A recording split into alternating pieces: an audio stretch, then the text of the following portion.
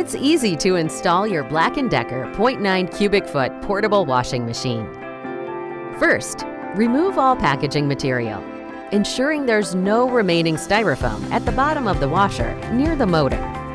You'll want to install your washer on a solidly constructed floor in a room where water cannot freeze and located within 4 feet of a drain facility. Install the bottom cover by sliding it into the correct slots with the screws provided. You'll need a Phillips head screwdriver